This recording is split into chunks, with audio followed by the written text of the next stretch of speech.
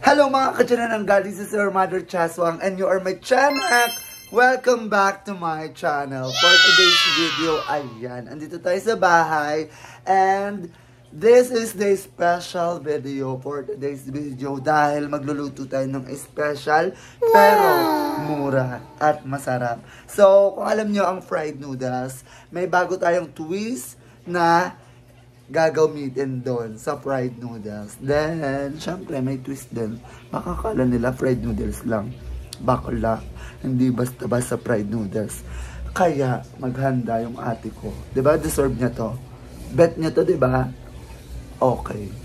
Paparak natin yung isa kong ate. Basta makikita nyo mamaya.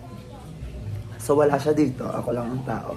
So, ayan guys. Mamaya, babalikan ko kayo. Bibili muna ako ng panglahok natin. Pangluto natin. So, without further ado, let's go, guys!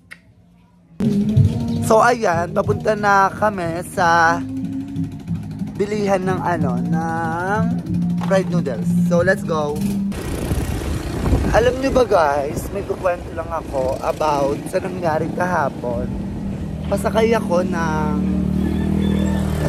ng papuntang Tanza kasi may laro kami ng volleyball. Then, may nakasabay akong isang babaeng matanda sa jeep. Then, marami kaming nakasakay sa jeep.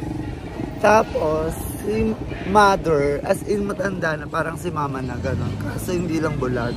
So, ayun, sumakay sa jeep si mother. Then, wala pala siyang pamasahe papuntang Tanza. Then, nanghingi siya sa katabi niyang babae. Nanghingi siya. So, ako kakapasok ko lang sa jeep. So, nanghingi siya sa babae na teenager. Parang something teenager. Parang 20, 21, 22. Parang gano'n yung edad. Tapos, nanghingi si mother. Ang pagkakasabi ni mother is, anak, pwede pa pahingi ako ng pampamasahe patansa kasi naubos na yung pera niya. Ayun yung pagkakarinig ko. Then, ang sabi ng babae na 21 years old na sasakay-sakay po kayo, wala kayong pamasahe. Paano po yan kung wala akong pera? Sino magpapamasahe sa inyo? Ganun ba naman? Diba? So ako, syempre, may magulang din naman ako, may nanay din naman ako na ganung kaedad. So ako, syempre, as anak, diba? Narinig ko yun. So ako na nagbayad. Ako nagbayad kay nanay. Napapuntang Tanza, parang 30 pesos. Then, may 100 pesos ako. Binigay ko rin kay nanay. Kasi, wala na siyang pera. Hindi pa raw siya kumakain. So, galing daw siyang PGH, nagpagamot. So, kaya wala siyang pera. Then, tapos, tinalakan ko. Hindi ko na pigilin sarili ko na talakan yung babae na hindi naman talak, as in, parang sinabi ko lang na kung hindi makakapagbigay ate, wag niyo nang talakan si mother. Hindi ba? Hindi naman mahirap na magsabi ng wala, 'di ba? Hindi yung sisermonan niyo pa si mother, 'di ba?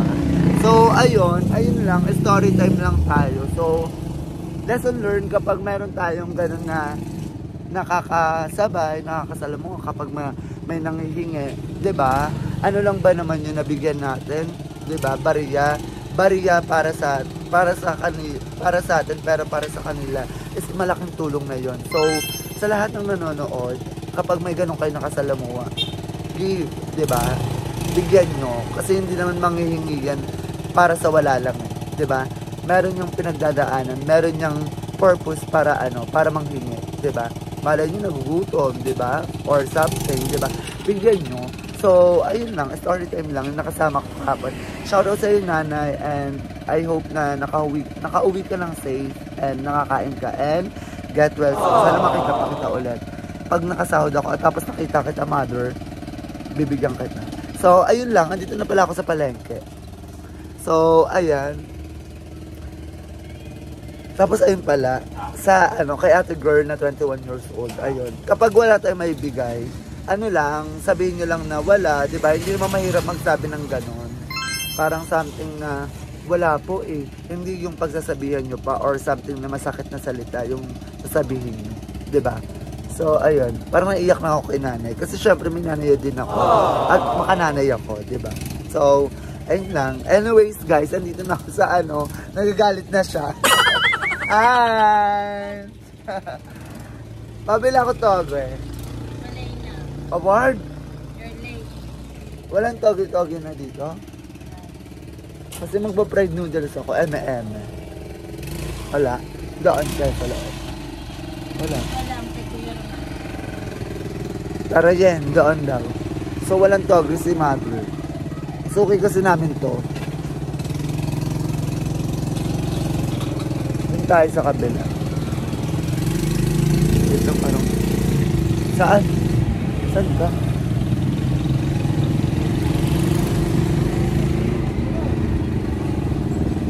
May toge ho.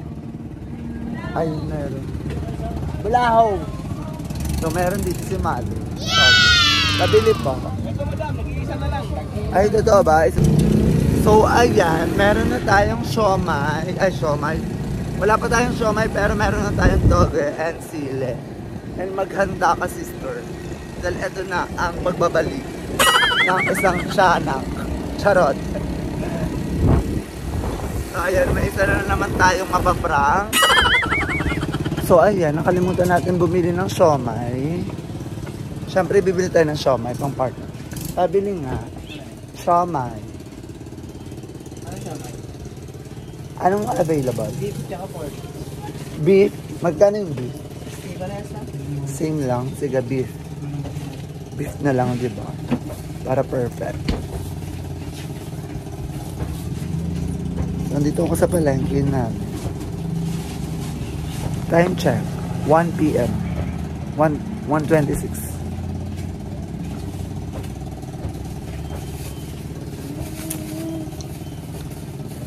So later guys, meron akong pageant. Kaya, laban. Kasi mamaya hindi ako makakapag-vlog. Kasi nag-pageant na ako before. Ay, nung nakaraan, di ba? Baka puro pageant na lang yung laman ng vlog ko. Diba? Iba-ibang twist naman. So, ayun guys, pauwi na kami with my pamangkin. Tapang na mukha. Mukhang mandarambong. So, see you later guys pag nasa bahay na kami. Bye! Ano, nakablog na? Anong tawag yan? Basta? The dessert? Gabi ko. The biko is sticky! Happy with And- plan.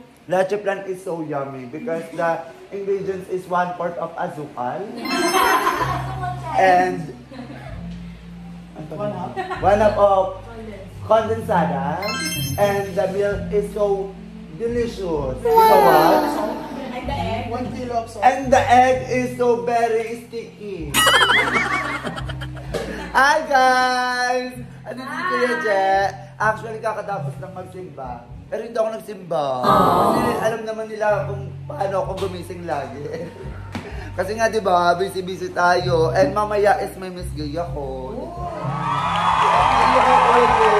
Ako. Ay, hindi ko nanalo. Sorry. Ayan sila. Dito yung church namin. Ayan. Ang ganda, di ba? Tapos kasama natin si Vice President Sara Duterte. Charot. Si Kuya Je, ay Kuya Je. And actually, meron silang, Pakita mo kasi. may si Nadia. sa atin Nelia. Yan guys. Kung sino man, may ka, FB page? Malala, FB page. Ito yung sinasabi kong kanina, sticky. Pero masarap talaga siya in fairness. Magkano isang ganito ate? Mura lang yan, may sukli pa sila. Tindera siya, di niya alam ata, no?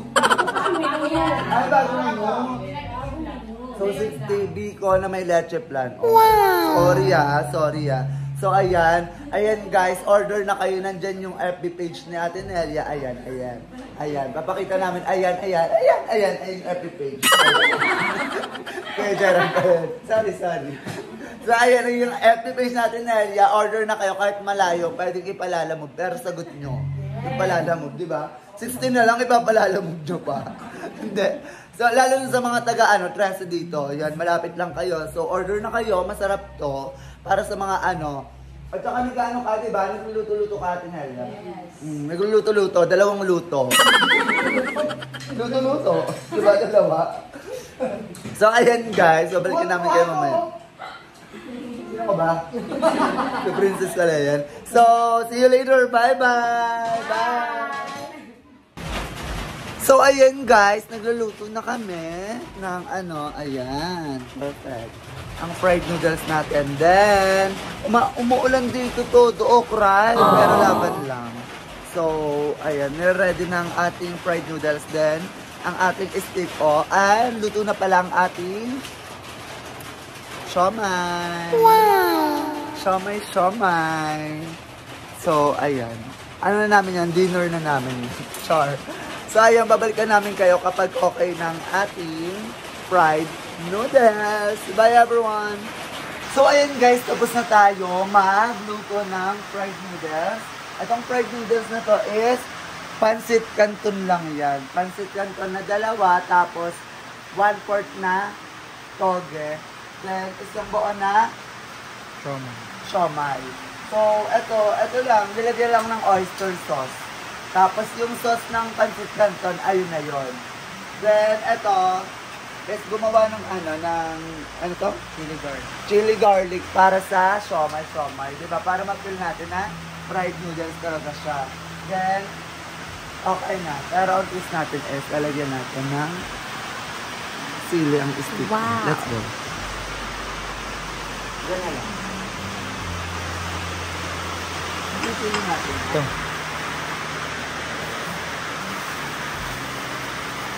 So, here.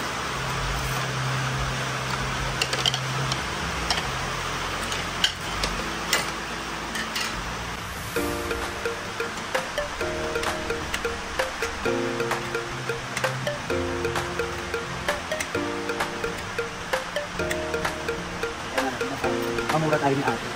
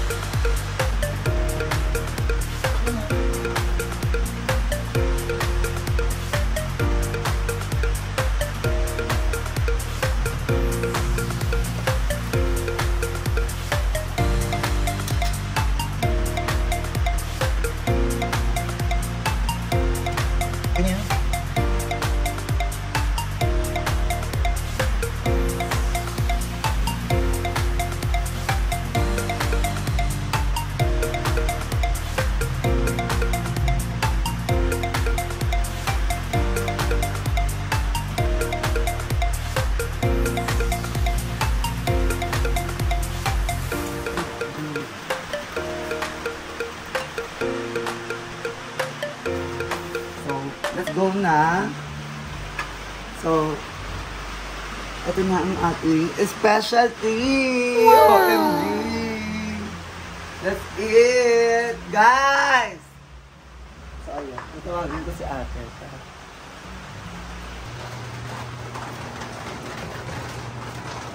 Sis, bisa mo.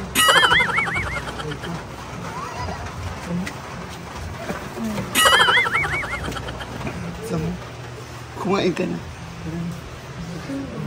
Ha? Kaya mo sila Sama. Ito. Huwag kutsara mo.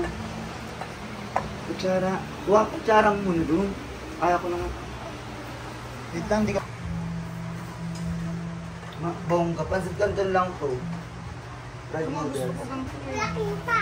Laki. Sarap, no? Perfect. Bongga.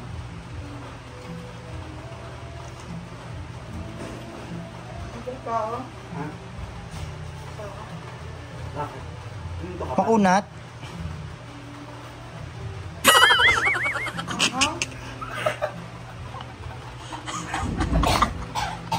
Bakit? Sila! Fried noodles.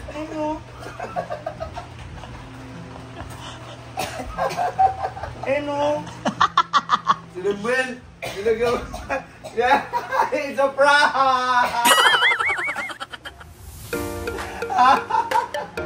Natulog ako kagabi. Nagising nga lang, wala kang alam-alam. Ayan, prank natin ulit si sister. Anong mo, masabi mo? Prank ka natin. Sarap na sarap pala ako sa kain. Masili pala ako. Ikaw dapat, ikaw ang best. So ayan, thank you so much. Naprank natin si ate. Hindi ako magpaparang sa sili kasi medyo ako. Ay, oo, si ate kasi hindi mahilig kumain ng sili. So, ayan, meron ditong ano si... Oh. Bongga. Tutay topic ko kasi si sis. Hindi ka nagising ka lang kasi wala pa siya sa uliran. Dahil lang doon ang kain. So, ayun, ang-prank natin siya. So, ayan guys, na-prank na naman natin ang ating ate. Ang ating sis. So, ayun lang. Ayun lang. At least, may pagkain ulit tayo. Yay! So, ayan guys. Hanggang dyan na lang yung video na to. Ano masabi mo? Sa merienda. Dito sa merienda. Hindi, lagi mo kami nagmamerienda without some, diba? So, ayan. Hanggang dito na lang itong video na to. Na-prank na naman natin si ate. And I hope na hindi tayo ma-prank na. Diba? Kasi, kung anong gagawin ko, baka masampal ko sila. So, ayan guys.